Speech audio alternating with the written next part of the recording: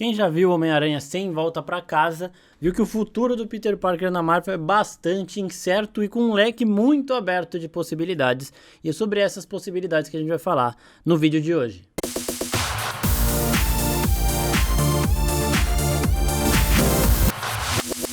E aí, seus geeks, tudo certo? Eu sou o Marcos Veloso e hoje a gente vai especular o futuro do Peter Parker do Tom Holland dentro do universo Marvel e as novas possibilidades que podemos ter depois do final de Sem Volta Pra Casa. Mas antes disso, eu tenho que avisar vocês que esse vídeo tem spoiler do filme, então se você ainda não viu, deixa ele salvo, depois volta pra cá pra ver. Também quero pedir pra você dar uma olhada aí no feed, vai na playlist de Homem-Aranha que a gente tem pra ver os outros vídeos que a gente já fez sobre esse filme maravilhoso aí. Bom, começando o vídeo pela situação do Homem-Aranha. Uma das dificuldades da gente fazer o Homem-Aranha ser apenas o amigão da vizinhança dentro do CM é que ele entrou logo em Guerra Civil, já lutando contra Capitão América, contra o Bucky, contra a Wanda e contra outros grandes heróis. Depois, ele teve o filme solo ali dele um pouquinho mais pé no chão na medida do possível, e aí já foi logo pro espaço em Vingadores Guerra Infinita e Ultimato, né? Então aí fica meio difícil da gente ver aquele amigão da vizinhança que a gente queria ver, só que depois dos acontecimentos de Sem Volta Pra Casa, tudo isso retornou. Ele tem agora sim o potencial de ser tudo aquilo que o Homem-Aranha é de início, né? Ele tem o potencial de ser aquele amigão da vizinhança, aquele herói que trabalha sozinho, aquele herói que não tem muito contato com os outros no começo de sua carreira, e é isso que a gente deve ver nos próximos filmes dele, pelo menos no filme 4, né? O Kevin Feige já deu entrevista aí, junto com a Amy Pascal, falou que eles já estão planejando o próximo filme. A Amy Pascal disse que vai ser uma nova trilogia com o Tom Holland, e aí tem inúmeras possibilidades. Começar primeiro falando da Universidade dos Estudos e das Relações Pessoais do Peter Parker. MJ e Ned Leeds passaram em MIT. Como o Peter ele não tem um histórico escolar, ele vai ter que fazer supletivo, é muito difícil ele entrar no MIT agora. Ele podia, claro, inventar uma desculpa de que ele sempre estudou em casa, que ele não tem esse histórico escolar e pedir para fazer uma prova, porque ele continua sendo muito inteligente, ele provavelmente teria uma boa nota, né? Poderia fazer esse apelo lá no MIT, mas é bem difícil dele conseguir essa oportunidade. Então a gente acredita que primeiro ele vai focar em se estabilizar financeiramente para depois pensar nesse tipo de coisa. Ele vai conseguir o diploma dele de supletivo, ele vai ter o ensino médio dele ali completo, né? Porque ele vai conseguir fazer essa prova, já que ele é inteligente, vai passar sem dificuldades, mas depois eu acredito que ele vai tentar se estabilizar num trabalho, porque agora ele mora sozinho, ele tem que se financiar, ele não tem Tia May, ele não tem Tony Stark, ele não tem Happy, ele não tem ninguém que possa ajudá-lo a pagar o aluguel, e como a gente viu no final do filme, o aluguel tem que ser pago no primeiro dia do mês. Então já começa por aí, ele não vai estudar com o MJ e com o Ned, então ele deve fazer novas amizades. Partindo dessa necessidade de emprego, o Peter vai atrás da pessoa que mais poderia dar dinheiro pra ele, que é o J. Jonah Jameson. O J. Jonah Jameson a gente vê no final do filme, mesmo depois de todo mundo esquecer que o Homem-Aranha é o Peter Parker, ele continua obcecado pelo Homem-Aranha e agora ele quer saber a identidade do Teioso. Então, o Peter pode voltar a fazer aquilo que ele fazia principalmente na época ali do Tobey Maguire, ele já fez nos quadrinhos, que é virar um fotógrafo do Homem-Aranha. Então ele tira aquelas fotos do Homem-Aranha, ele vende pro Clarim Diário e ele consegue um dinheiro com isso. Uma outra coisa que o Peter fez recentemente, né, como Homem-Aranha, foi virar streamer. Exatamente, nos quadrinhos ele vira streamer. Isso não durou muito tempo porque deu uma merda foda, né? Quando você começa a transmitir muita coisa de herói aí, às vezes as pessoas começam a perder a cabeça, né? E aí o Peter se viu ali numa situação que ele teve que parar, mas aqui ele pode sim streamar as suas ações como herói, os seus combates a criminosos e tudo mais, pra ganhar um dinheiro aí streamando, fazendo lives. Imagina uma live, o Peter coloca uma câmera no traje dele e vai lutar contra o Venom, por exemplo. Claro que você assistiria isso ao vivo, né? E isso daí daria muito dinheiro para ele. Outra possibilidade é de virar um TikToker da vida, né? Dar as piruetas aí, dar uma cambalhota pra gente, não sei o que, fazer as dancinhas que o Peter Parker também pode fazer com as redes sociais gigantes aí. Tem muito potencial dele ganhar dinheiro com a internet. Eu acredito até que eles vão usar isso, porque os filmes do Homem-Aranha, eles sempre foram muito atuais. Agora passando para as relações dele com a MJ e o Ned, provavelmente fora de jogo por enquanto, né? Eu acredito ainda que eles podem voltar no futuro. É o caminho perfeito para ele conhecer Harry Osborn, para ele conhecer Gwen Stacy, para ele conhecer até Miles Morales. Então, aí o pessoal fala, ai, mas o Harry Osborn não tá aí porque a gente viu o Norman do universo do Tobey falando que não tem Oscar porque não tem filho. Calma. A gente explicou isso lá na live, mas o Norman Osborn, ele chegou aqui, na realidade do UCM, completamente desnorteado. Ele deve ter ido onde ficava a Oscorp e lá não tinha nada. Então ele já falou, não tem Oscorp. E também isso dá uma pista de que, claro, a Oscorp não comprou a Torre dos Vingadores, porque a Torre dos Vingadores é o maior prédio de Nova York. Se tivessem comprado, ele certamente saberia que ali é a Oscorp, porque é um prédio muito visível. Agora, se for um prédio em outro lugar, um prédio mais afastado, não tão grande, pode sim ainda existir uma Oscorp. Em relação ao Harry, ele fala que ele foi na casa dele e tinha pessoas morando lá. E quando ele vai falar do filho dele, ele não completa a frase. Ele fala, e o meu filho... 3 pontinhos, não completa, alguém interrompe ele, não lembro muito bem como funciona a cena. A gente ainda não tem o filme aí disponibilizado pra gente assistir mais vezes em streaming e tudo mais, mas ele não termina a fala do Harry, ou seja, o Harry pode estar aí, e se ele fosse falar também que o Harry não tá, ele não tinha como saber, ele chegou desnorteado demais pra fazer pesquisas minuciosas na internet e encontrar um Harry Osborn, Norman Osborn, né? Ele chegou sem recurso nenhum e foi direto pra Tia May. Então, mais uma vez, tem um Harry Osborn por aí sim, e ele pode acabar encontrando o Peter Parker. E na nossa live o Pim deu uma sugestão de trama aí incrível para essa relação. O Peter conhece o Harry, certo? Eles viram amigos, aí depois o Harry vai pro MIT também, conhece a MJ lá, sem conhecer o Peter, sem o Peter saber que ele tá conhecendo a MJ, sem a MJ lembrar do Peter. E aí depois, quando termina ali o MIT, o Harry chega e fala pro Peter, deixa eu te apresentar minha namorada, e a namorada dele é a MJ não vai lembrar do Peter, mas ele vai lembrar dela, e vai ser essa confusão aí, e ela pode ter um imprintingzinho com ele ali, porque eles tiveram uma história muito forte, né? Eles até se viram na cafeteria, ela pode lembrar disso, e isso aí seria muito, muito legal.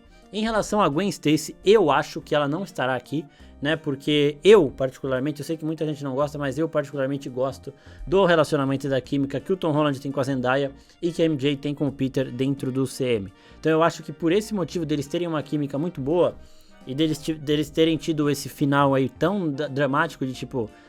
Fala eu te amo pra mim depois que eu lembrar, eu vou fazer você lembrar. Ela falou que se ele não fizer ela lembrar, ela vai descobrir de qualquer jeito, não sei o que. Então eu acho que essa trama dos dois ainda vai desenrolar. Só que o Peter deve ter sim um interesse amoroso, e esse interesse amoroso deve ser Felicia Hardy, a Gata Negra.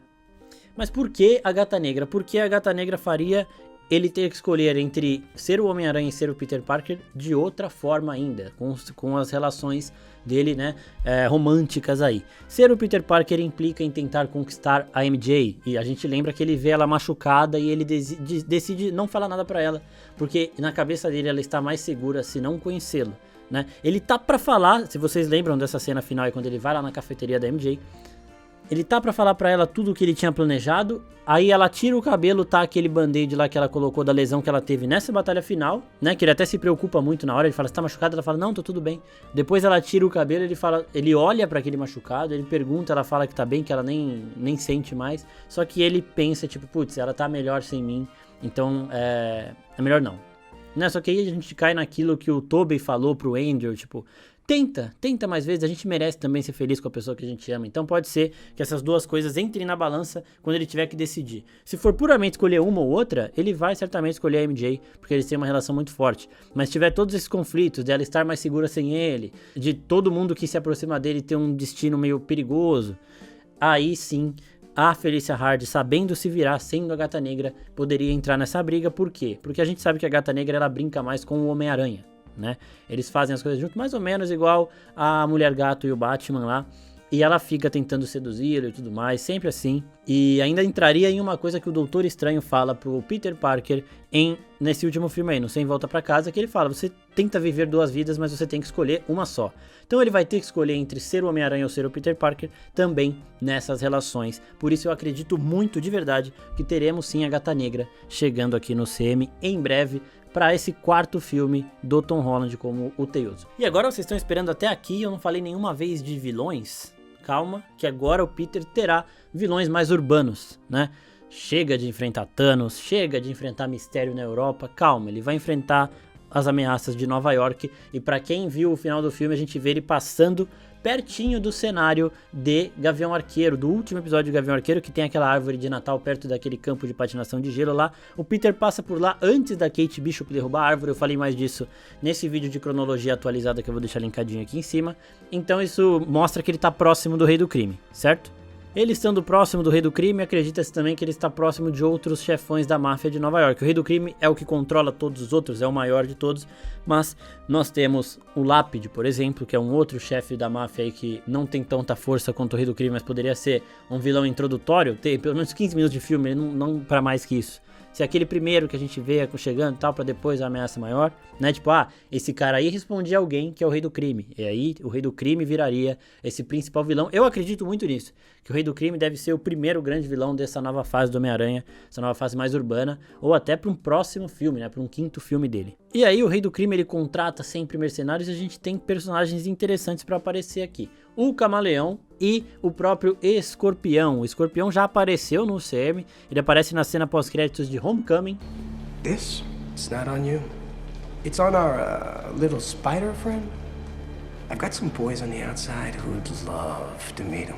E ele tá caçando o Homem-Aranha. E como as pessoas esqueceram que quem é o Peter Parker, né? Que o Peter Parker é o Homem-Aranha, as pessoas não esqueceram do Homem-Aranha, então ele ainda tem essa raiva do Homem-Aranha, porque o Homem-Aranha fez a cicatriz dele no primeiro filme e tudo mais, ele aparece na prisão, vocês estão vendo aí quem é, né? Então ele pode sim retornar a Nova York e fazer algum acordo com o Rei do Crime para caçar o Homem-Aranha, porque ele ainda tem esse rancor todo. Nós ainda temos a possibilidade de Kraven o Caçador, esse é um dos maiores vilões, eu quero ver ele enfrentando o Homem-Aranha, mas eu fico um pouco em dúvida porque o Kraven vai ganhar um filme solo no universo da Sony. Ele vai ser interpretado pelo Aaron Johnson aí, e eu acho muito difícil deles apresentarem duas versões do mesmo personagem, em dois universos diferentes, em um curto intervalo de tempo. Então por isso eu acho que se o Kraven vier, vai demorar um tempinho, pode ser o último vilão dessa nova trilogia que vai começar em Homem-Aranha 4. E é claro que eu não poderia deixar esse aqui de fora, o Gatuno. O Gatuno, ele é Aaron Davis, o tio do Miles Morales, ele pode entrar nessa dos contratados do Rei do Crime aí pra caçar o Homem-Aranha.